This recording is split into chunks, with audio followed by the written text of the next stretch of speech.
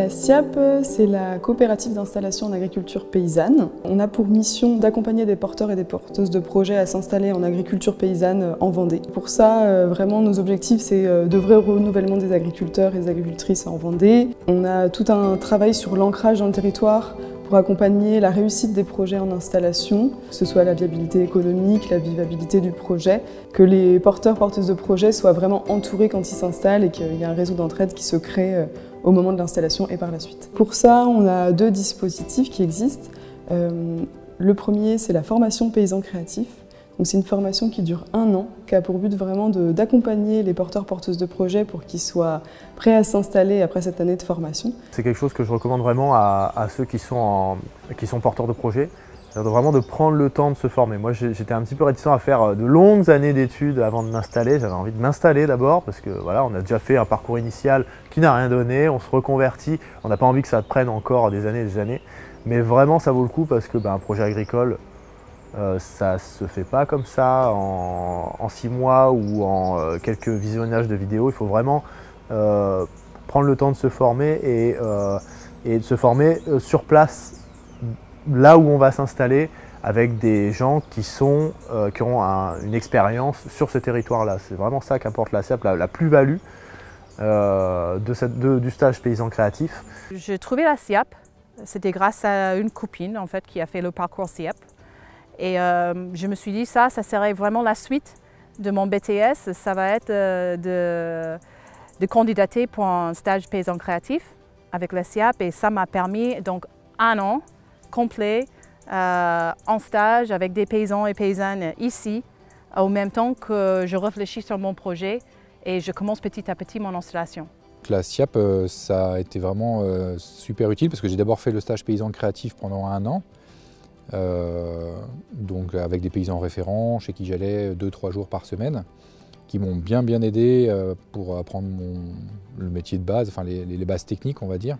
Et notamment Philippe Gardin avec qui j'ai gardé toujours un lien aux herbiers au château du Bois-Tissando. Et voilà, on a gardé aussi un lien d'amitié, mais il est toujours présent pour m'aider sur des points techniques et ça c'est vraiment appréciable. Il y a vraiment une sorte de compagnonnage en fait avec ce stage paysan créatif. J'ai rencontré d'autres personnes qui sont en réflexion aussi à ce niveau-là et je leur conseille d'aller voir la SIAP et de faire cette formation paysan créatif parce que je trouve que c'est vraiment une année complète où on expérimente, on a la chance de pouvoir expérimenter. Et derrière, on a aussi un accompagnement, je dirais, plus théorique sur ce qui est commercialisation, comptabilité, études économiques. Donc voilà, il y a vraiment ces deux volets-là qui nous permettent derrière, je trouve, d'être un peu plus serein quand on s'installe. Pendant cette année-là, le but, c'est vraiment d'anticiper tous les questionnements qu'il peut y avoir, que ce soit sur la production, techniquement, mais aussi sur la commercialisation, sur les réseaux dans le territoire, la communication, toute la viabilité économique du projet, donc faire son prévisionnel économique,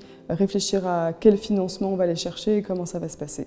Le deuxième dispositif qui est proposé, c'est le portage temporaire d'activité. Ça peut démarrer pendant la formation ou à l'issue de la formation. L'objectif, c'est vraiment une installation progressive. Donc c'est la SIAP au niveau régional qui peut porter l'activité, que ce soit comptablement, juridiquement, commercialement. Il y a aussi une aide au niveau des investissements et des charges qui peuvent être faites. Et donc ça permet aux porteurs ou porteuses de projets de se tester pendant 1 à 3 ans et de décider de s'installer à l'issue de ça en ayant un retour d'expérience déjà de plusieurs années. Je pense que je ne me serais pas lancée aussi vite s'il n'y avait pas eu ce dispositif de la SIAP. Bon, déjà, ça a été la rencontre avec Marc qui a peu ou prou le même parcours que moi, un paysan créatif plus le portage d'activité. Mais voilà, je pense que j'aurais pris plus mon temps, peut-être faire du salariat ou des choses comme ça. Et puis là, ça permet vraiment de mettre un gros pied dans le projet, de lancer sa production, mais tout en étant quand même très sécurisé par l'encadrement qu'apporte la SIAP. Et puis voilà, on a des sortes de parrainage, enfin voilà, des gens qui nous suivent. On a une accompagnatrice aussi, Lucie, qui suit nos projets. On a des points d'étape. Enfin voilà, ils nous alertent sur quand il y a besoin. Donc on est très encadré et c'est très sécurisant. Quand on commence une activité dans l'agriculture, je crois qu'on se retrouve vite seul. Là, moi, ce que je dirais aux gens, c'est voilà, au moins vous avez cette structure où vous avez un suivi en quelque sorte, parce qu'il faut se responsabiliser. On est tout seul. Moi, j'ai jamais travaillé avant moi à mon compte. J'ai toujours été salarié. Donc mine de rien, être chef d'exploitation, c'est savoir se débrouiller, pas seul justement, mais c'est savoir prendre ses décisions, être responsable de soi-même. Là voilà, l'avantage d'une structure comme la SIAP, c'est qu'on n'est pas seul. Donc l'accompagnement de la SIAP, il peut se faire aussi bien pour de la création d'activités que pour de la transmission ou du test d'association. Donc ça permet aussi pendant 1 an de tester l'entente avec ses futurs associés par exemple, ou de travailler sur la transmission sur la future ferme d'installation. Les porteurs de projets vont voir une diversité importante d'autres paysans, paysannes, et donc voient d'autres systèmes. Ils peuvent s'en inspirer pour leur propre ferme. L'accompagnement il se fait sur diverses productions.